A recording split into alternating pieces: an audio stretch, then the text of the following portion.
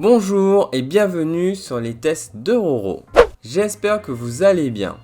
Le test du jour porte sur la suite du film Dernier train pour Busan que j'ai vu le mois dernier.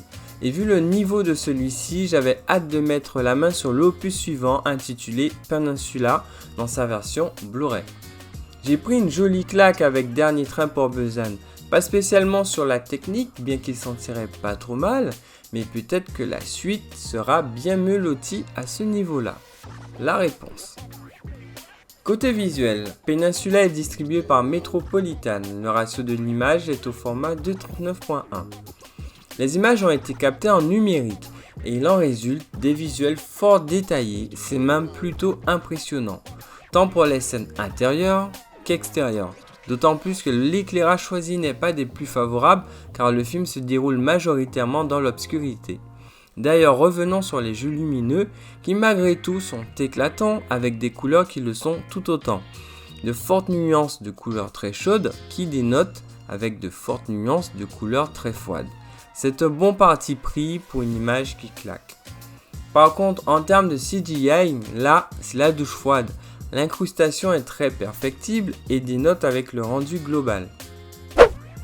Côté audio, VO et VF se partagent un mix en DTS HD Master Audio. Comme ça, pas de jaloux.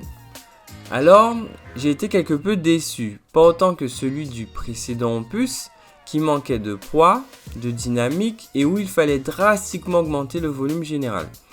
Ici, tout est un peu mieux, mais qui aurait pu offrir par exemple une piste LFE bien plus appuyée avec une dynamique aussi plus accrue. En fait, c'est un mix qui fait juste bien les choses, mais ce n'est pas marquant et c'est dommage pour un film d'action avec des zombies enragés.